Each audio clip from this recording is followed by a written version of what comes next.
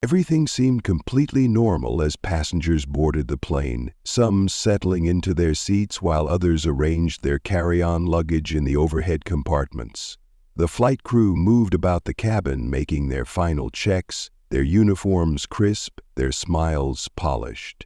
But in an instant, the atmosphere shifted dramatically. A sharp voice cut through the calm, drawing the attention of nearby passengers. A flight attendant had suddenly stopped beside a man seated in first class, her tone firm and accusatory, as if she had already made a decision about him before even speaking. She demanded that he leave his seat immediately, her voice loud enough to draw the attention of multiple passengers nearby.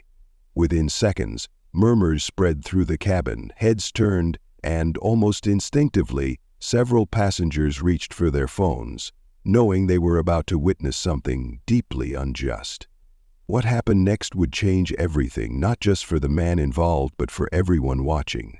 Before we get into this intense story, let us know where you're watching from in the comments. And if you believe in standing up for what's right, hit that subscribe button now.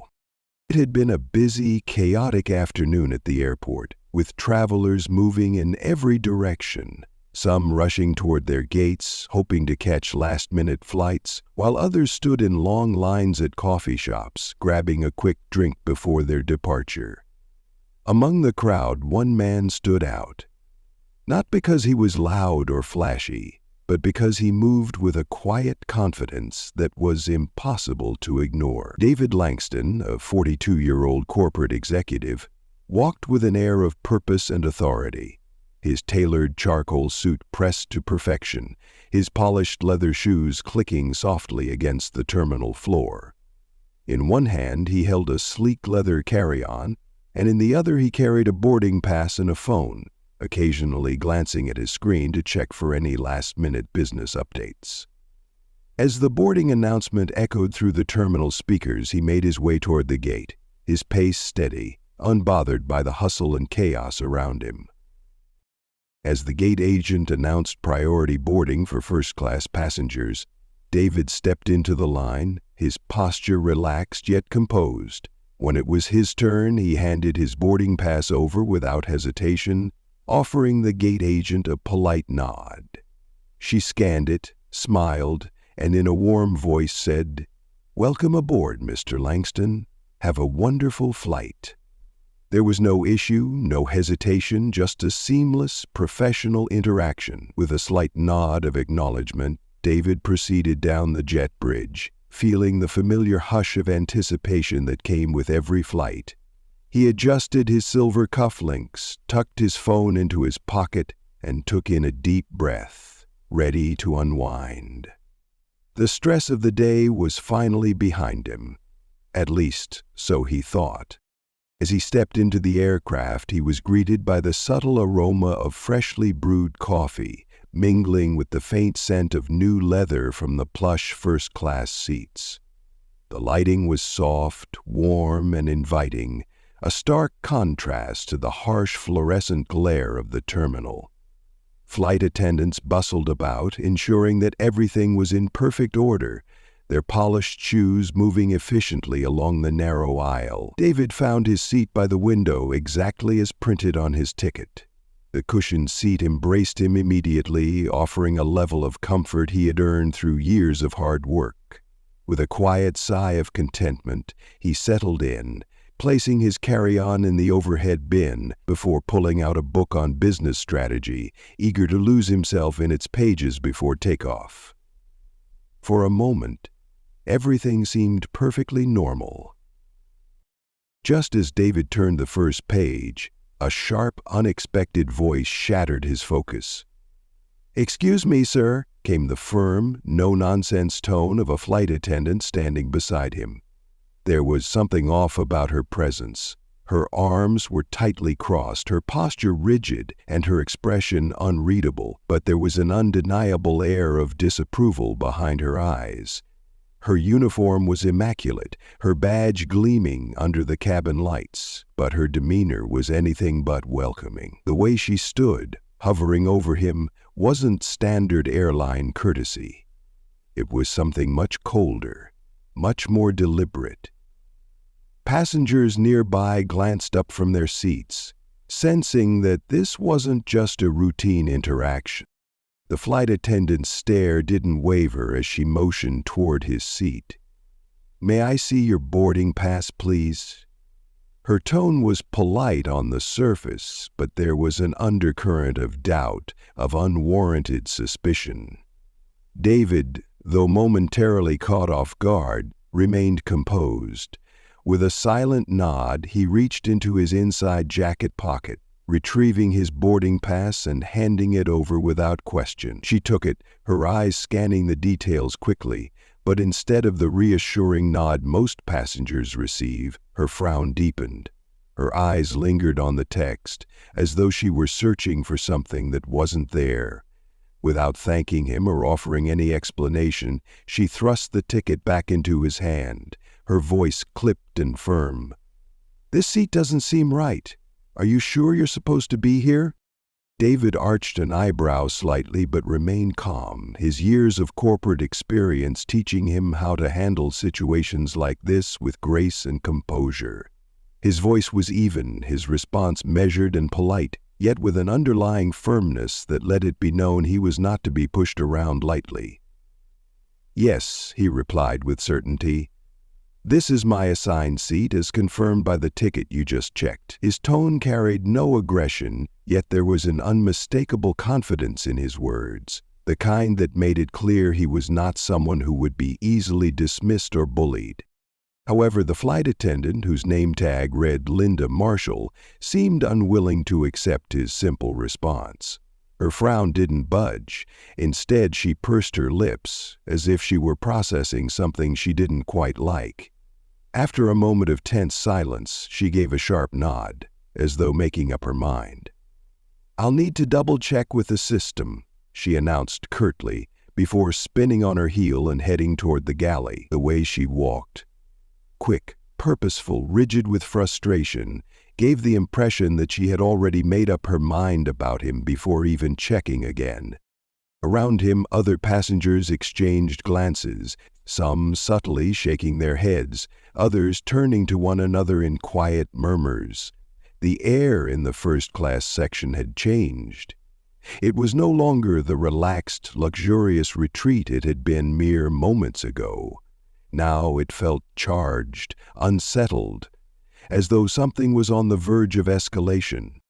As Linda disappeared down the aisle, David took a slow, steady breath, his fingers tapping lightly against the cover of his book.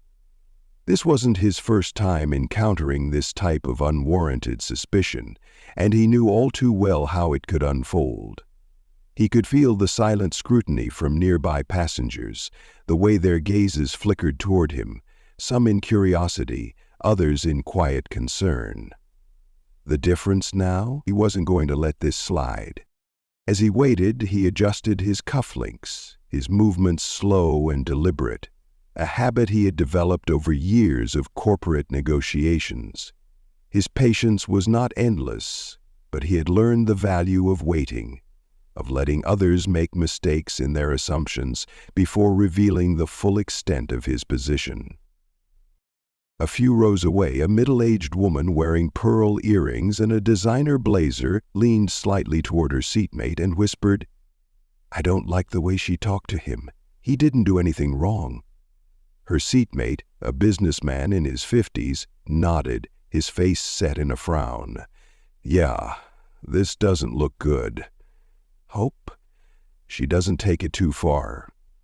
The tension in the cabin grew thicker as moments passed. The soft chatter of passengers was now underscored by an unspoken expectation. Everyone was waiting to see what would happen next.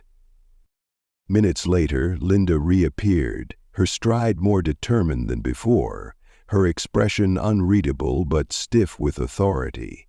She approached David's seat with purpose, but there was something almost triumphant in her posture, as if she had already decided how this confrontation would end. A moment later, she cleared her throat and spoke in a clipped tone, loud enough for surrounding passengers to hear. Sir, I've checked the system and there seems to be an error. I'm going to have to ask you to move to the economy section."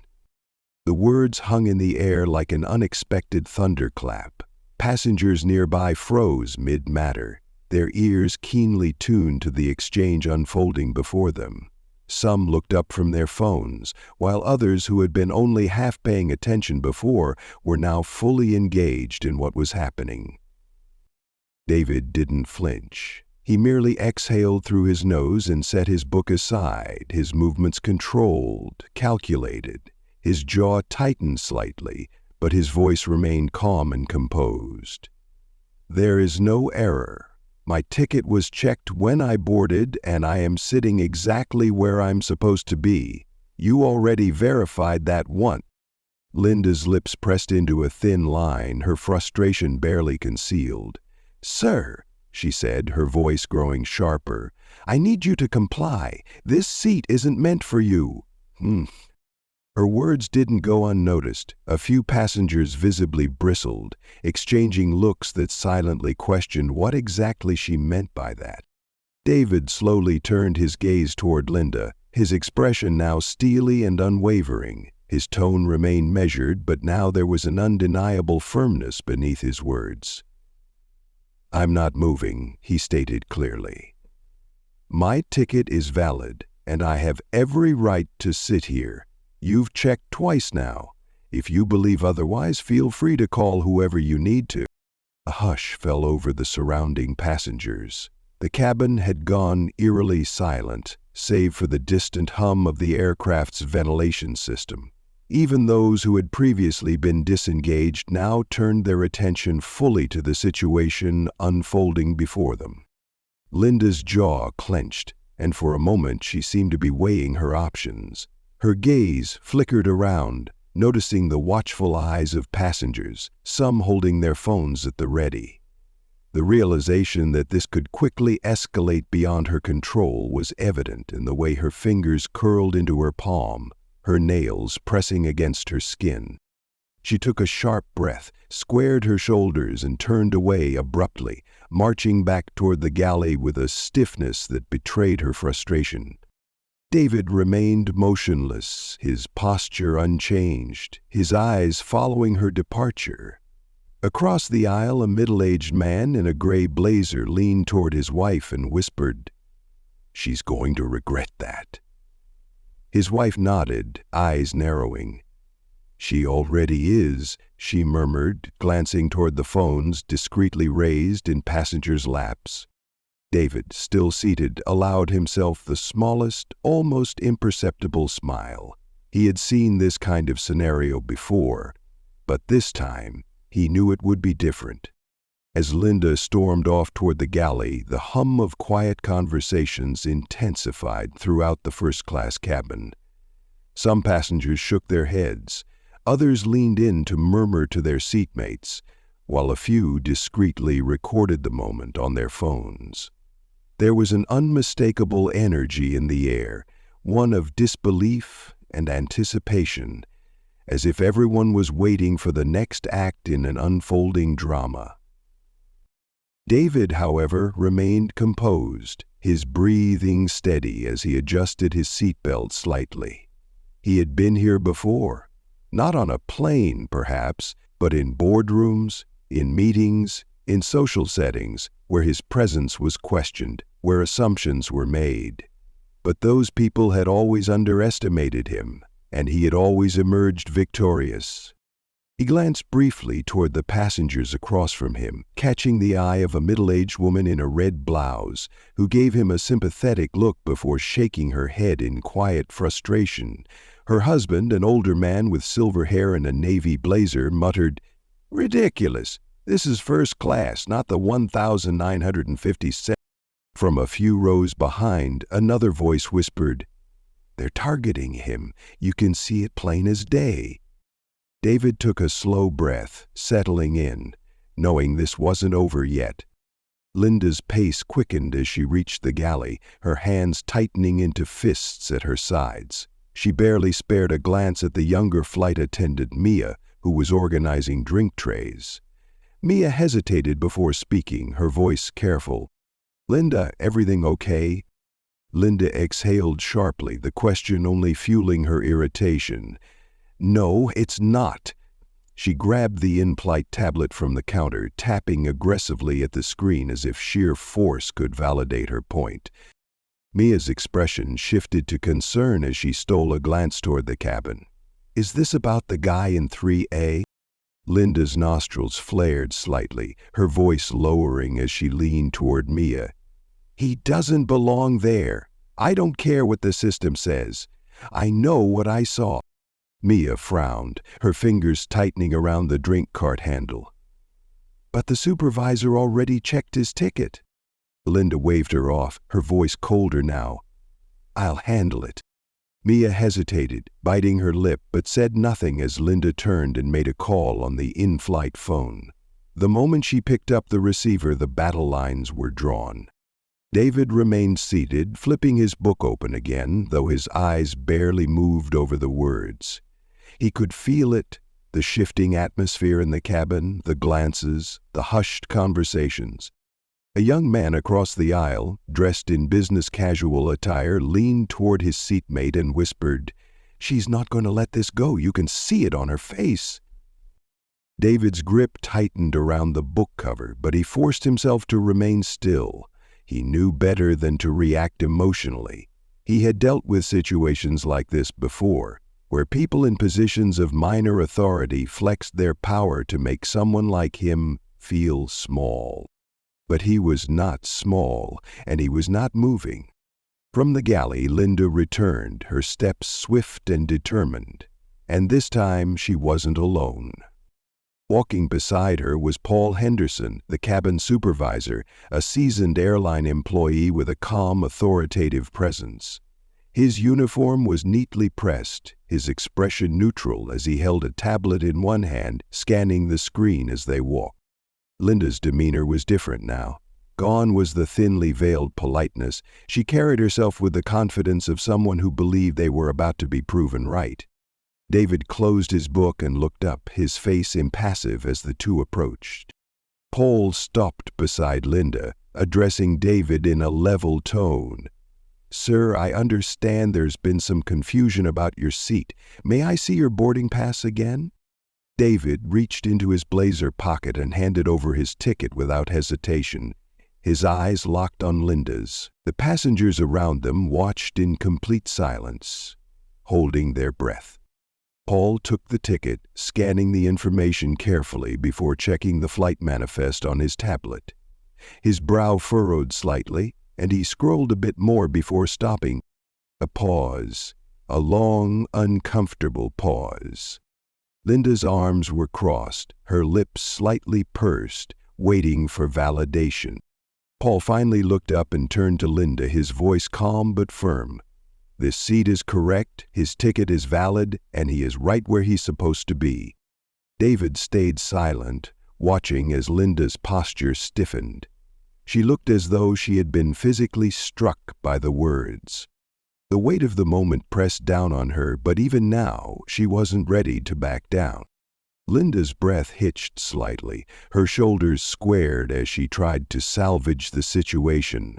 "Are you sure there hasn't been a mistake? Maybe there was an upgrade that wasn't logged correctly." Paul's expression didn't shift. "No mistake. The system is correct." David finally spoke, his tone as steady as ever. "I've been saying that all along."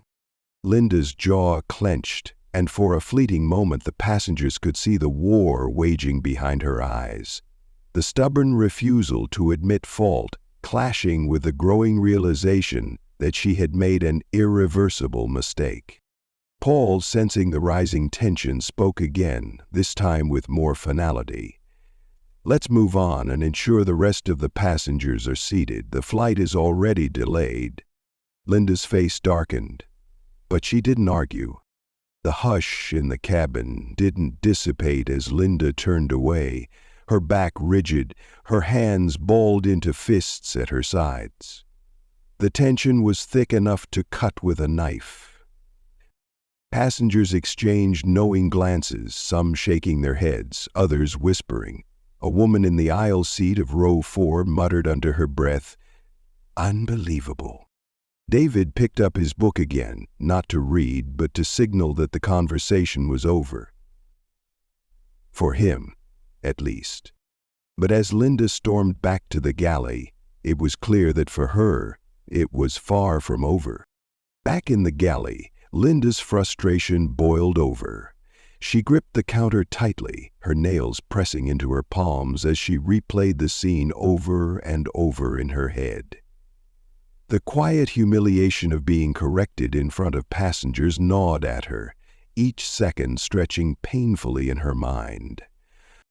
Mia, the younger flight attendant, cautiously approached, sensing Linda's barely contained anger.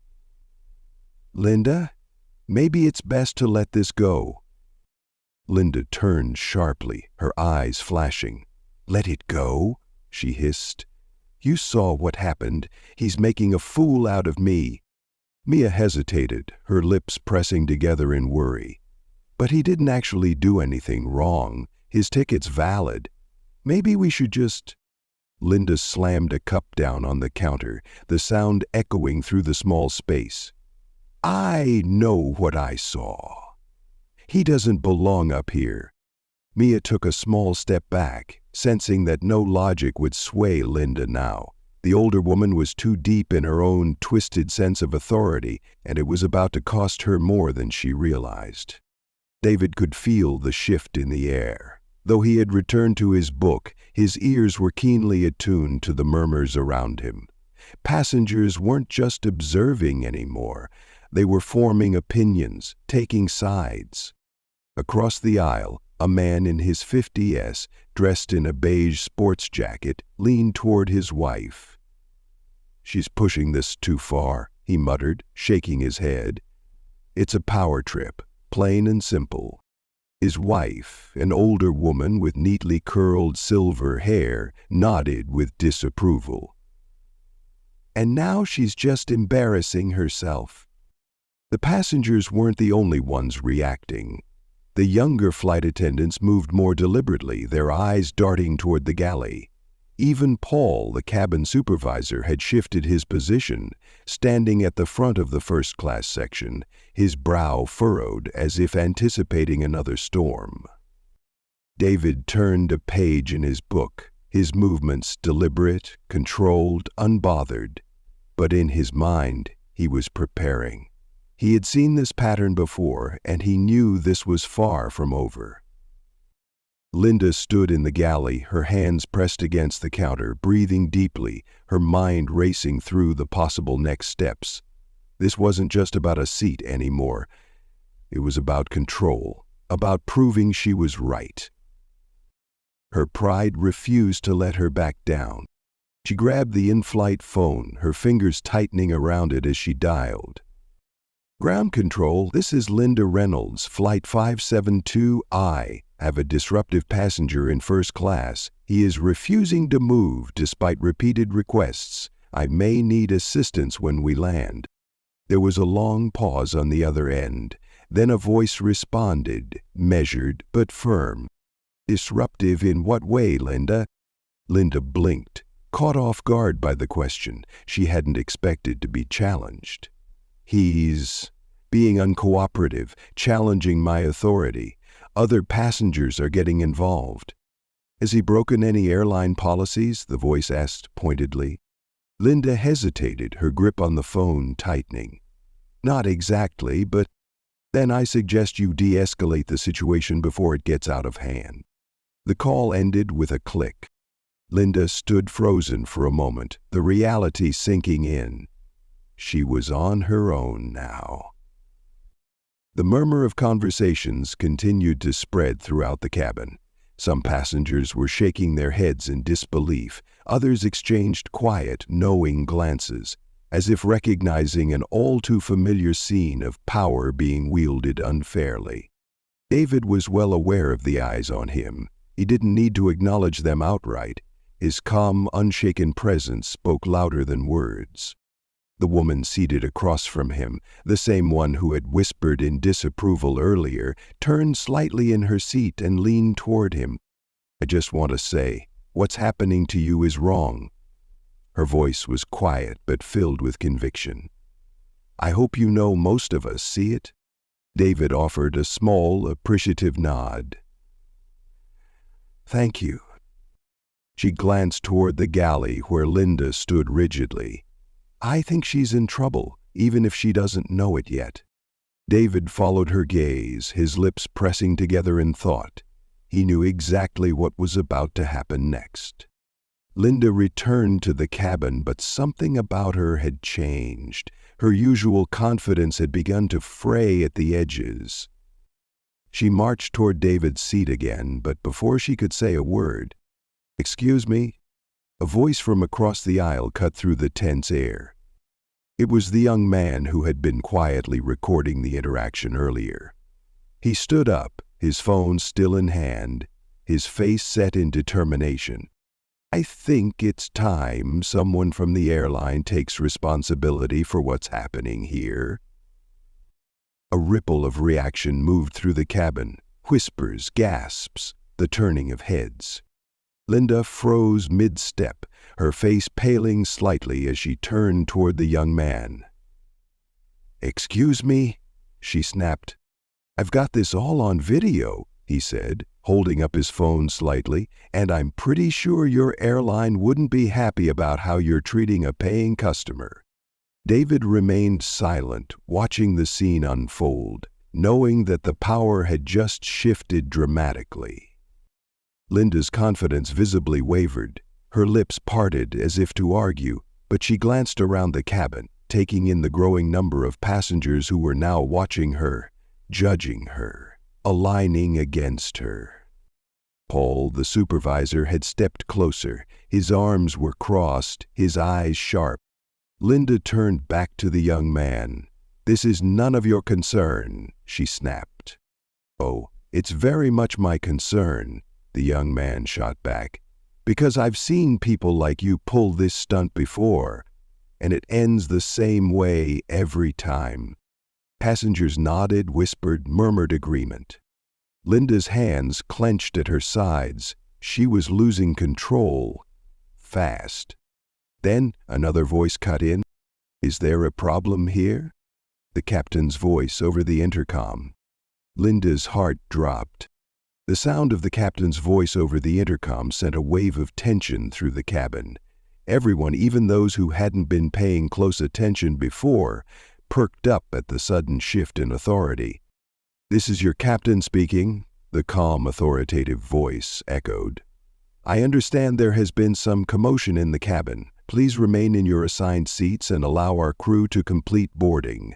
We appreciate your cooperation." For a brief moment, silence hung in the air, the kind of silence that signaled something had fundamentally changed. Linda felt her stomach twist. The captain had spoken. That meant the situation was no longer just a minor inconvenience. It was being officially addressed. She turned sharply on her heel and stormed toward the galley, her mind racing. The young man was still standing, his phone casually tilted toward her, the recording light still blinking. David watched her retreat without a word. He didn't need to say anything. The damage had already been done. In the galley, Linda pressed her back against the counter, breathing hard. The conversation she had with ground control echoed in her mind. They had warned her, de-escalate the situation. Instead, she had let her frustration push her into a losing battle in front of dozens of passengers. She turned toward Paul, the supervisor, who had followed her. "Paul, you have to back me up on this. That passenger is making a scene. He's challenging my authority." Paul held up a hand. "Enough, Linda." His voice was low, but there was an undeniable edge of finality to it. "The captain is involved now. That means this is bigger than you." Linda clenched her jaw. "So what? You're just going to let him get away with disrespecting me?" Paul's eyes narrowed. "Disrespect?" He let the word hang for a moment. "Linda, you're the one who escalated this, not him." Linda's face turned red, her hands clenching into fists at her sides. "So you're taking his side?" she accused, her voice a whisper but no less sharp. Paul sighed heavily, running a hand through his graying hair. "I'm taking the airline's side, Linda, and right now you are a liability." The words hit her like a slap. A liability! She had worked for this airline for over a decade. She had trained new hires, received commendations from passengers before. She wasn't a liability. But the way Paul was looking at her now, it was like she had already lost. "The captain will decide what happens next," Paul said, straightening his posture. "And for your sake, I hope you stop digging yourself deeper before we land." Then, without waiting for her response, he turned and walked back into the first-class cabin. Linda stood frozen in place. Back in the first-class section, the atmosphere had shifted. Passengers, once silent spectators, were now actively engaged. Some shook their heads, whispering to their neighbors, while others subtly glanced at their phones, perhaps already sharing the situation online. David remained still, his book resting on his lap, his hands folded neatly over it. But his sharp eyes flicked toward the aisle where Paul had just emerged from the galley. Paul approached David's seat, his expression unreadable. "Sir, on behalf of the airline, I want to apologize for any inconvenience you've experienced today." David studied him for a moment, then gave a small nod. "I appreciate that." Across the aisle, the young man with the phone smirked. "An apology is great and all, but what's going to be done about it?" Paul's jaw tightened. He didn't have an immediate answer. Linda, still standing in the galley, was beginning to feel a deep, gnawing panic settle in her stomach. She could hear the hushed whispers from the passengers, the way their sympathy had shifted entirely toward David. The recording, the damn recording, was still spreading through the cabin like wildfire. Then, her worst nightmare became reality. The intercom crackled again. "This is the captain, cabin supervisor. Please report to the cockpit immediately." Paul let out a slow breath, nodded toward David one last time, and turned toward the front of the plane. "Linda?" She stood completely still, her face ashen, as every passenger within earshot turned to look at her. The judgment in their gazes was crushing. For the first time since the flight began, Linda felt powerless. As Paul entered the cockpit, Linda finally moved, but not forward. She backed up, pressing herself into the galley, her hands shaking slightly. This was bad. This was so much worse than she had anticipated. She had assumed, wrongly, that she could control the situation, that her authority as a flight attendant would outweigh the reality of what had just happened. But the passengers had turned against her. The supervisor had abandoned her, and the captain was now involved. She knew what that meant. This was no longer just a heated exchange between a crew member and a passenger. It was an official incident. And when they landed, there would be consequences. David remained perfectly composed as Paul disappeared into the cockpit. The young man with the phone leaned slightly toward him, lowering his voice. "I just sent this to my friend in the press," he murmured. "Trust me, this isn't going away." David nodded slightly but said nothing. He didn't need to. The young man was right. Linda had assumed she was in control of the narrative. But the truth? It was already out of her hands. Inside the cockpit, Paul took a steady breath before stepping forward. The captain, a seasoned man in his late 50s with silver-streaked hair and sharp eyes, turned in his seat, giving him a look that was both calm and expectant. "What's the situation, Paul?" the captain asked, his voice carrying the weight of authority that only years of command could give. Paul exhaled. "It's bad. We have a serious incident in first class. A flight attendant. Linda targeted a passenger, tried to force him out of his assigned seat, and now passengers are involved. Phones are out, and I'm sure videos are already circulating." The captain frowned. "Has the passenger done anything disruptive?" "No, sir," Paul admitted, rubbing his temple. "He's been composed the entire time. It's Linda who escalated this, repeatedly." The captain let out a slow breath. "Then we have a problem." Back in the galley, Linda was unraveling. Her fingers curled into fists at her sides as she stared at the floor, her heart pounding. She had been so certain at the beginning that David didn't belong in first class, that she had the authority to challenge him. But now everything was slipping out of her hands. The passengers weren't on her side. The supervisor had abandoned her. And now, the captain was involved. Linda knew that once the captain took action, the decision was final. Whatever he decided, there would be no reversing it. She swallowed hard. How had it come to this? Paul stepped out of the cockpit, his expression unreadable. He walked toward the galley, stopping right in front of Linda. "The captain's decision is final," he said, his voice low. "You're to stand down immediately. You're not to interact with the passenger again. In fact, you'll stay in the galley for the remainder of the flight." Linda's breath hitched. "What? Paul, you can't do that." Paul's expression hardened. "I just did. And if you push this any further, you won't just be suspended, you'll be fired." "Before we even land?" Linda clenched her fists, her jaw tightening. She had spent years working for this airline. She wasn't going to let some arrogant passenger ruin everything.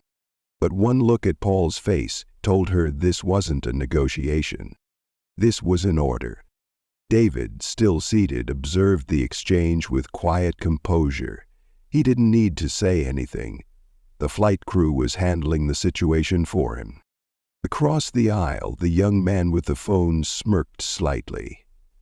"Well, that's one way to handle it," he muttered under his breath.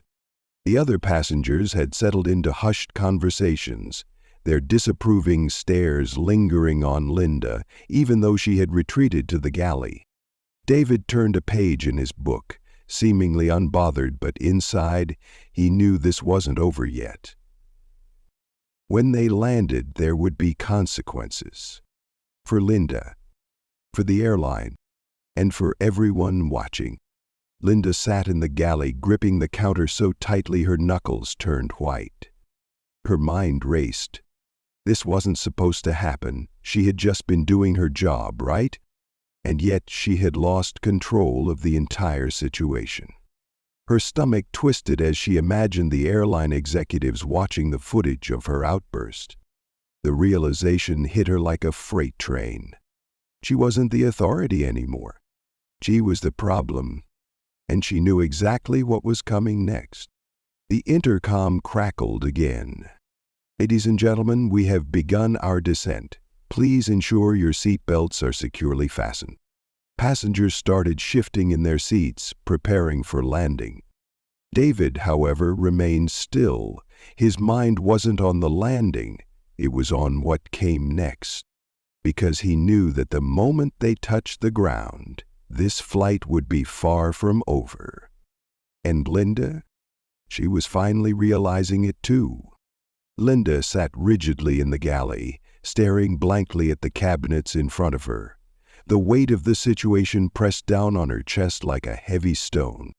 She could hear the murmur of passengers behind her, the sound of hushed conversations, the occasional stifled laugh. And she knew they were talking about her. Her hands trembled as she reached for a glass of water, trying to steady herself. This was no longer just about one passenger refusing to move. This was about her losing control. She had made the wrong call. She had pushed too hard. And now she was trapped, waiting for the inevitable fallout.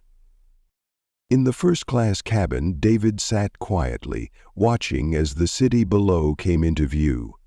The lights from the skyline glittered in the fading sunlight, a stark contrast to the storm brewing inside the plane. He shifted slightly in his seat, folding his hands over his lap. He was in no hurry to leave the plane, because he knew what was coming next. Linda had crossed a line, and actions had consequences. Around him, a few passengers gave him approving nods. One older woman, seated across from him, leaned in slightly. "You handle that well," she murmured. David gave her a polite smile. "Sometimes, all you have to do is let people reveal who they are." And Linda? She had revealed everything. The captain's voice came over the intercom once more, his tone calm but firm. "Flight crew, prepare for landing. All passengers, please remain seated until we have reached the gate." The plane began its slow descent, and for the first time Linda felt genuine fear.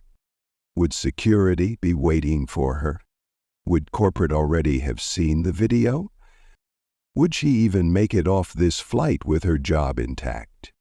She swallowed hard, gripping the counter so tightly that her nails dug into her palm. For the first time in years, Linda wasn't in control, and it was terrifying. David exhaled slowly as the plane touched down, the soft thud of the landing gear against the runway almost anticlimactic. He glanced at his watch. Just a few more minutes now. In the galley, Linda tensed as she felt the plane slow to a taxi. She could still salvage this, right? Maybe if she explained herself, maybe if she spun it the right way, she could... No. She had seen the look in Paul's eyes, and she had seen the passengers recording her. Her fate was already sealed. The plane taxied toward the gate, the murmur of passengers growing louder as people prepared to disembark. David, however, remained seated. He wasn't in a rush. Across the aisle, the young man with the phone leaned toward him slightly. "Want me to send you the footage?" he asked, his voice casual but edged with satisfaction. David chuckled. "I appreciate it, but I think corporate already has everything they need." Linda, still in the galley, felt her breath hitch. That was it. It was over. As the seatbelt sign flickered off, passengers stood, stretching and retrieving their luggage. David took his time, reaching for his bag and smoothing out his shirt before finally rising to his feet. He turned toward the front of the cabin where Paul stood near the exit, his expression unreadable. The flight attendant supervisor gave him a subtle nod, an unspoken acknowledgement of what had transpired. Linda, meanwhile, remained frozen in the galley, her back pressed against the cabinets. She knew she had to leave.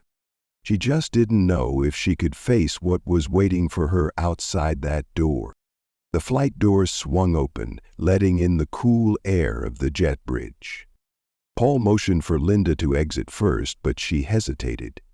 "Paul, "Now, Linda," he interrupted, his voice firm. "You have someone waiting for you." Her stomach dropped. As she stepped forward, her worst fear was confirmed. Two airline representatives stood at the end of the jet bridge, their expressions grim. Linda barely had time to process what was happening before one of them spoke. "Linda, you need to come with us." The whispers of passengers followed her all the way out. David walked off the plane at a leisurely pace, his posture relaxed but his mind alert. At the end of the jet bridge, just past where Linda had been led away, he spotted another group of airline representatives. One of them, a woman with sharp eyes and a crisp blazer, stepped forward. "Mr. Anderson?" He gave her a polite nod. "That's me." She extended a hand. "I'm Jessica Lang, Senior Director of Customer Relations. We need to talk." David smiled. He had been waiting for this. Inside a quiet lounge near the gate, David took a seat across from Jessica and two other airline executives. Jessica leaned forward slightly, her expression sincere. First, I want to personally apologize for what you experienced today. What happened was unacceptable. David folded his hands over his lap. I appreciate that, but let's be honest. It shouldn't have happened in the first place. Jessica nodded. You're right, and that's exactly why we want to have this conversation. David tilted his head. All right, let's talk. Jessica exchanged a quick glance with the other executives, then pulled out a folder and placed it on the table between them. The airline logo was embossed in silver on the cover, and it looked far too official for just an apology.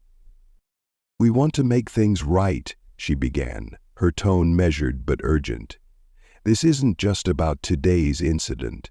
It's about how we handle situations like this moving forward. David leaned back in his chair, crossing his arms. I hope you're not just looking for a PR fix. I've seen companies sweep things under the rug before. Jessica shook her head. That's exactly why we're speaking with you first. This needs to be a real solution, not just a public statement. David studied her carefully. All right, then tell me exactly what you're proposing. Jessica opened the folder, revealing several documents inside. First, we're implementing mandatory bias training for all flight attendants and staff. Not a one-time seminar, but a structured program with ongoing evaluations. One of the other executives, a man with graying hair and a stiff posture, spoke next.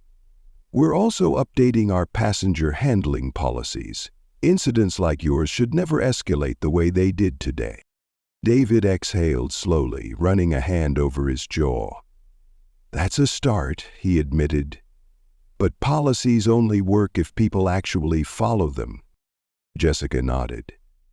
Which is why we're adding stronger accountability measures. What happened today should have been stopped the moment your ticket was verified.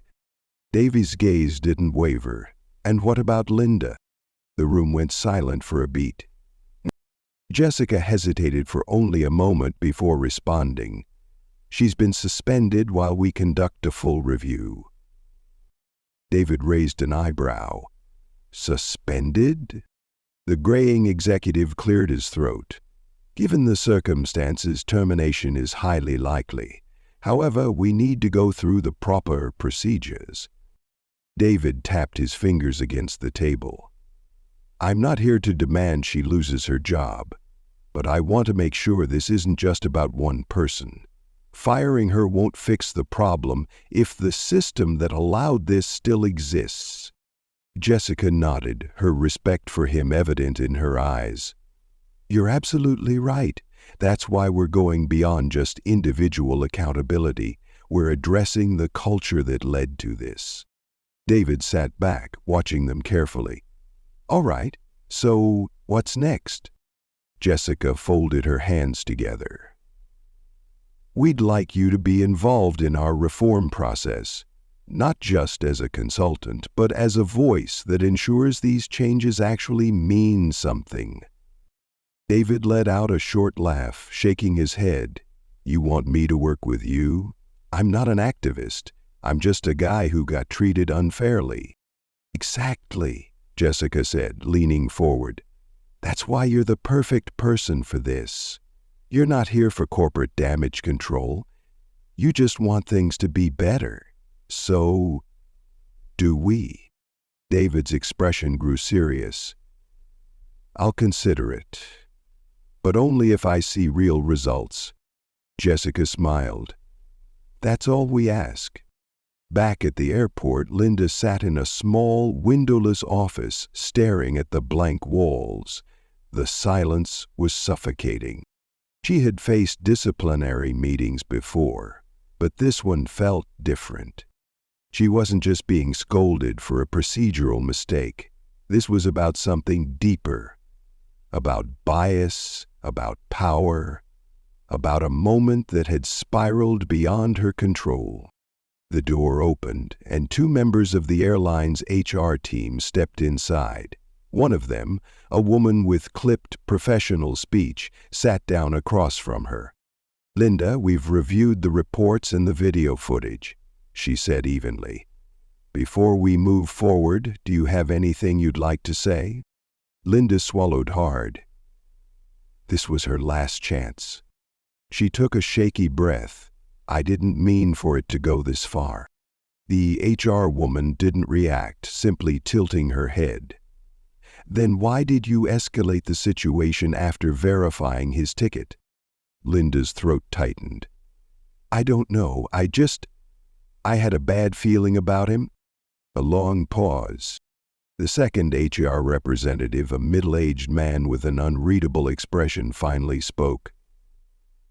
You assumed he didn't belong in first class? Linda opened her mouth, but no words came out. Because the truth was, that was exactly what had happened. And she had no excuse for it. The HR woman sighed, closing the folder in front of her. Linda, your actions today caused reputational damage to this airline. They also contributed to an unacceptable experience for one of our passengers. Linda looked down at her hands, her nails digging into her palms. So what happens now? I asked. The man didn't hesitate. You're officially terminated, effective immediately. The words hit her like a punch to the gut. She had spent years in this job. She had given everything to it. And now it was gone. Linda numbly signed the paperwork placed in front of her, barely hearing the HR team's instructions. Turn in your uniform. You'll receive an official notice by email. Security will escort you out. As she walked through the terminal in a daze, she felt the weight of every pair of eyes on her. She had once walked these halls with confidence. Now, she was just another name in a scandal. And no matter where she went, she knew this moment would follow her. Meanwhile, across the airport, David stepped into his car, exhaling deeply as he checked his phone. There was an email from Jessica Lang, summarizing their discussion and confirming his involvement in the airline's new advisory program. He read it carefully, nodding to himself. This was a start. As the city lights blurred past his window, he allowed himself a small smile. Sometimes the best way to fight injustice was to let it expose itself. And today, that's exactly what had happened. David leaned back against the car seat, his fingers tapping absently against the armrest. The city lights flickered across the tinted windows as the driver maneuvered through traffic. His phone buzzed again, a notification from a news site. He clicked it. Airline under fire after viral first-class incident. The article detailed the video footage, the backlash, and the airline's scramble to control the situation. His name wasn't mentioned yet, but he knew it was only a matter of time. He sighed, locking his phone. This wasn't over, not yet. At the same time, inside the airport, Linda sat in the dim parking lot, gripping the steering wheel of her car. Her hands were clammy, her stomach was twisted in knots. The email confirming her termination had just landed in her inbox. She read the words over and over, hoping they would change. They didn't. Everything she had worked for, her career, her authority, her sense of control, was gone. And she had no one to blame but herself. A sharp knock on the car window made Linda jump. It was a former co-worker, Mia, standing outside with a hesitant expression. Linda rolled the window down. Hey! Mia crossed her arms. I saw what happened. Linda swallowed. It got out of hand. Mia didn't sugarcoat it. No, Linda, you got out of hand, and now it's everywhere. Linda closed her eyes, her breath shaky. She knew Mia was right. David, meanwhile, had arrived at his destination, a high-rise office building downtown. He stepped out of the car, adjusted his cufflinks, and entered the lobby. His assistant, Claire, was already waiting for him. Long flight? she asked, offering him a knowing smirk. David exhaled. Longer than it should have been. Claire fell into step beside him. So, what's next? David smirked. That depends on how serious this airline is about change. They stepped into the elevator. One way or another, he was going to make sure they learned their lesson. Back at the airline's headquarters, Jessica Lange sat in her office, rubbing her temples. She had just finished another emergency board meeting. The pressure was mounting. Public trust in the airline was at risk. The video was everywhere. She knew their next move had to be bold. Token apologies wouldn't cut it this time. Jessica glanced at the email she had sent to David earlier. If they could get him involved, not just as a victim but as a partner in change, the airline might just salvage its reputation. David's phone buzzed again, a call from an unknown number. He answered. David speaking. Jessica's voice came through. Mr. Ellis, this is Jessica Lange. I wanted to personally thank you for agreeing to meet with us. David leaned against his office desk. I'm not agreeing to anything yet. Show me something real, and then we'll talk. Jessica's voice remained steady. Understood. I'll be in touch soon. David smirked. He wasn't making this easy for them. And that's exactly how it should be. Meanwhile, Linda sat in the dark silence of her car, staring at the glowing screen of her phone. News headlines flashed. Flight attendant's rude behavior costs her job. The comment sections were brutal, strangers tearing her apart, no one defending her. She had convinced herself she was just following protocol, but the world saw her for what she really was. A gatekeeper. A roadblock. A lesson in what happens when you underestimate the wrong person. At the airline's headquarters, the crisis management team was still scrambling. We need a statement now, one executive barked. Jessica shook her head. Not yet. If we move too soon, it'll look like we're just covering our asses. The PR director cleared his throat. Then, what do we do? Jessica exhaled. We get ahead of this, we bring David Ellis in, and we show the world that we're serious about fixing this. A hush settled over the room, because everyone knew this wasn't just about one flight attendant. It was about something much, much bigger. David leaned back in his chair, scrolling through the latest messages from reporters. They all wanted his side of the story, but he wasn't ready to speak, not yet. Instead, he fired off a message to Jessica Lange. Your next move will tell me everything I need to know. Make it count. He placed his phone down and exhaled. This wasn't just about one bad experience. This was about accountability. And David wasn't going to let them off the hook. Linda sat frozen in the driver's seat of her car, her breath coming in shallow gasps. The glow of her phone's screen illuminated her face, making the exhaustion and panic even more evident. She scrolled through the countless messages, articles, and comments flooding social media.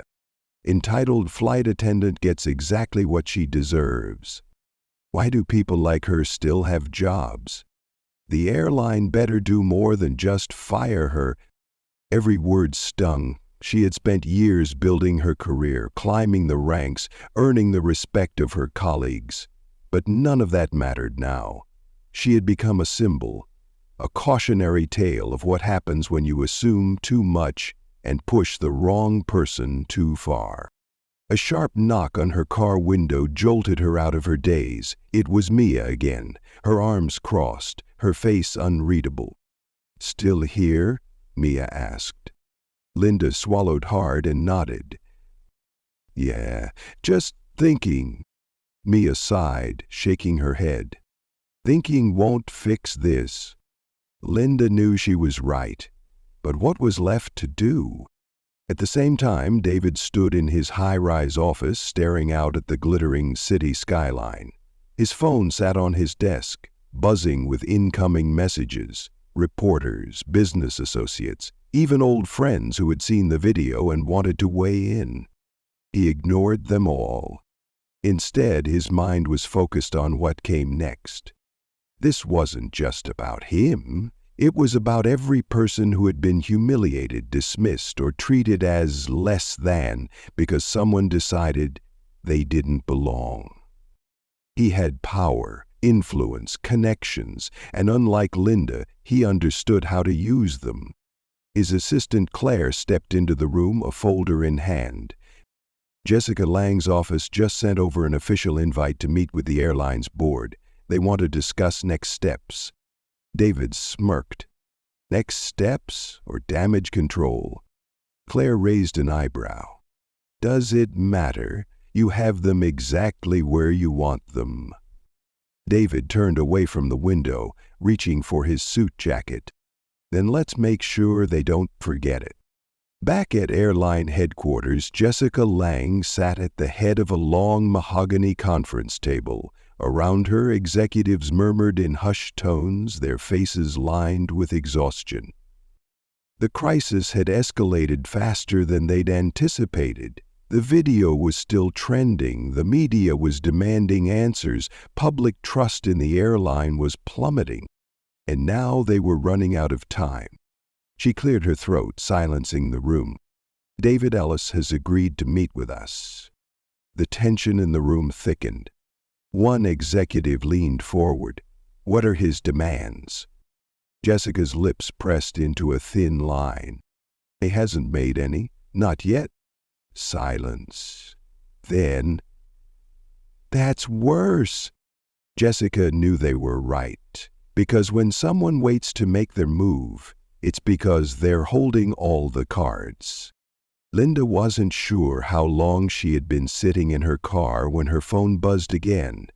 This time, it wasn't a comment or a news article or a message from a former coworker. It was an email from the airline's HR department. Her hands trembled as she opened it.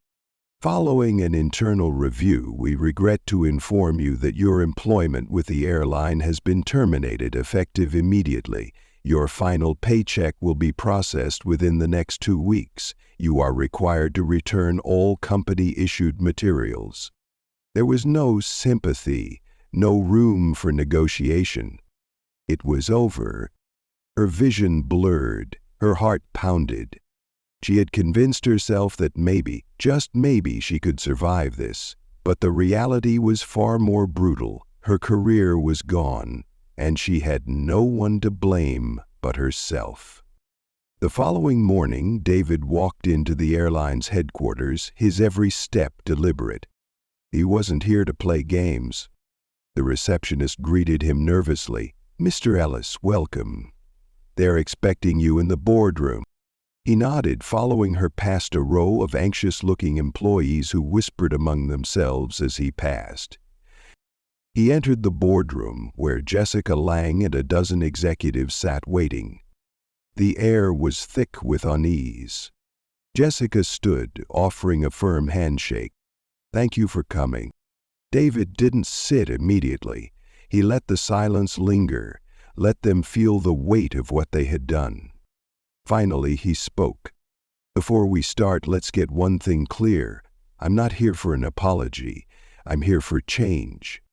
Jessica nodded, her expression serious. Then let's talk. Linda sat on the floor of her apartment, surrounded by unopened mail and the remnants of a career that no longer existed. Her uniform, now useless, hung limply over the back of a chair. She had spent years building herself up, believing she had authority, respect, control. And now she had nothing. Her phone rang. She stared at the screen. It was her mother. She hesitated before answering. Hi, Mom. Her mother's voice was gentle but firm. Linda, what happened? Linda squeezed her eyes shut, a tear slipping down her cheek. For the first time, she had no excuse, no justification, only regret. Back in the boardroom, David sat with his fingers steepled as Jessica laid out the airline's proposed response. Mandatory bias training for all employees. New accountability measures for customer complaints.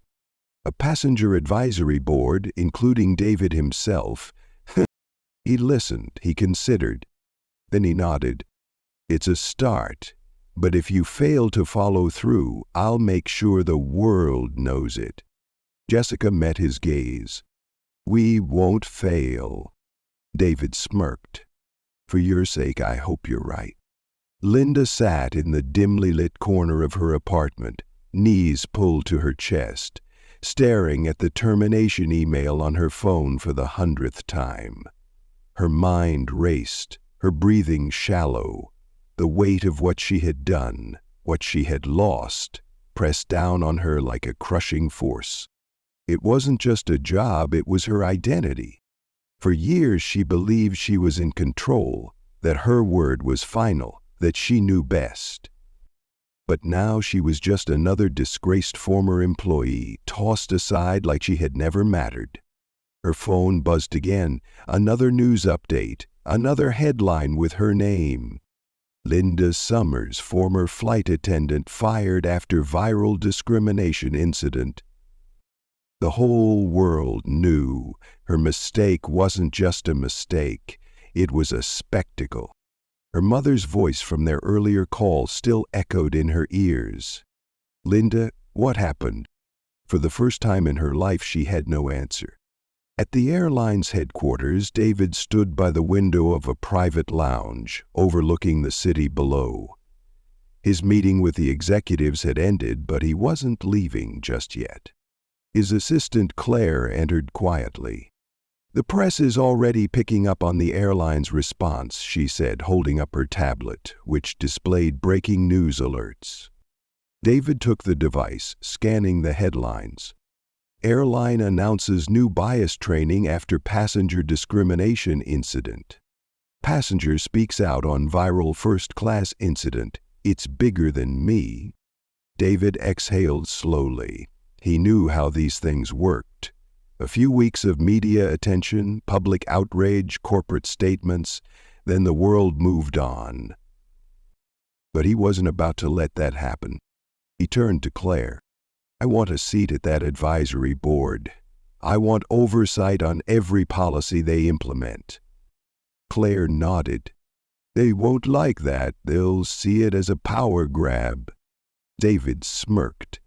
Then they should have thought about that before they tried to kick me out of my seat. Linda hadn't left her apartment in 2 days. She ignored the calls, the emails. The outside world felt like a storm raging beyond her walls, one she was too afraid to step into. But the storm was already inside. She opened her laptop, hesitating before searching for her own name. The video of her confrontation had amassed millions of views. Millions. Her face frozen in anger, her voice sharp with condescension, the way she had dug her heels in, refusing to back down. And the passengers, their voices rising against her. The moment she lost control. Her hands trembled as she scrolled through the comments. This is why people don't trust airlines. Disgusting, she deserved to be fired. Hope she never works again. Linda swallowed the lump in her throat. She had convinced herself that she was just enforcing rules, just doing her job. But what if she had been wrong? For the first time, doubt crept in, and it was terrifying. Back at the airline's headquarters, Jessica Lang sat at her desk, rereading the final version of the airline's official statement. David Ellis was right. This wasn't just about one bad employee, this was about culture. The airline had spent decades cultivating an image of excellence, of inclusivity, of service. But a single moment caught on camera had torn all of that apart. The final line of the statement read, "We recognize that systemic change takes more than words. We are committed to ensuring that no passenger, regardless of background, is ever made to feel unwelcome on our flights again." Jessica exhaled. Would it be enough? She wasn't sure.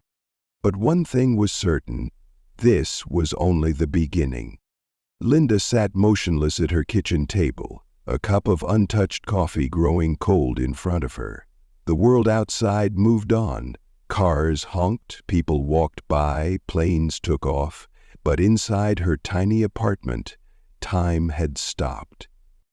She had built her career on authority, on control. She had spent years enforcing rules, believing she was keeping order in a chaotic world.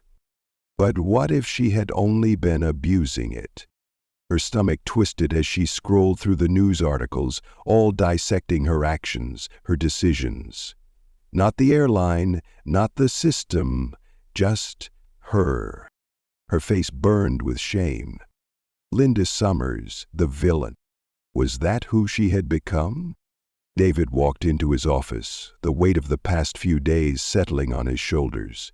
He had been in countless boardrooms, met with powerful executives, negotiated deals worth millions. But this wasn't business. This was personal. His phone buzzed. It was a message from the airline's CEO.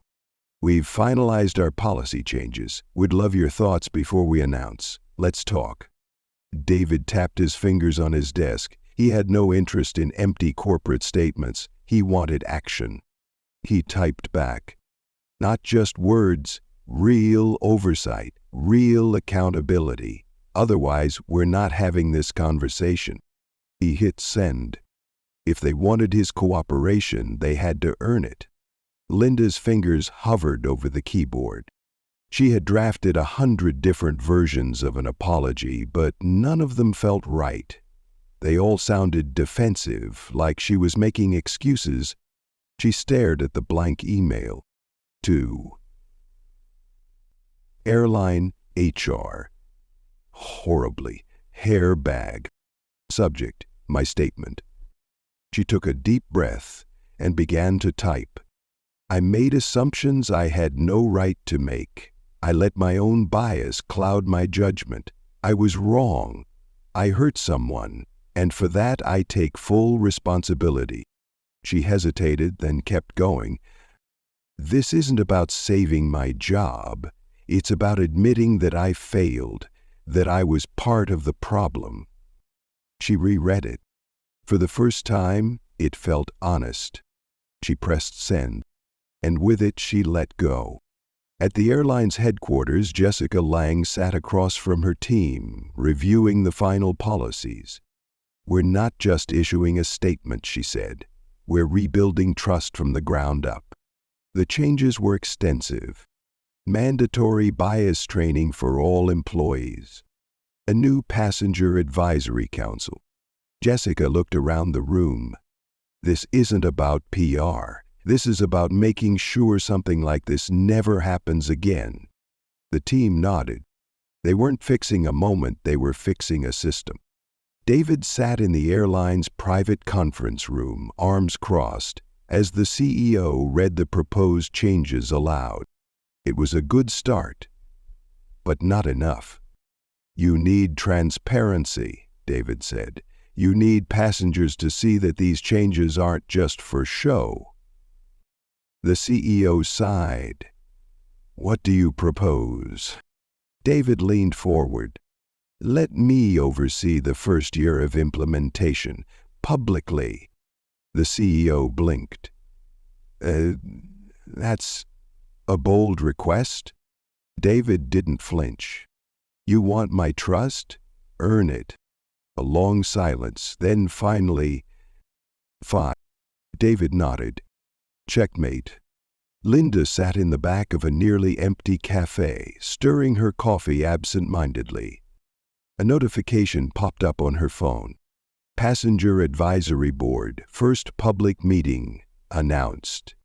Her breath hitched. The airline was moving forward. Without her. She scrolled down. There it was. David Ellis, named as a board member. A man she had tried to throw off a flight, now shaping the very policies that had once protected her. For the first time she understood. She hadn't just lost a job, she had lost the future. She put her phone away, and for the first time in years, she didn't know what came next. David stepped onto his next flight, greeted warmly by a smiling flight attendant. "Welcome aboard, Mr. Ellis," she said. "It's an honor to have you with us." He nodded. This was how it should have been all along. As he took his seat, he looked around. The staff was more attentive, the energy was different. Change was happening, slowly, imperfectly, but it was happening, and he wasn't going to let it stop.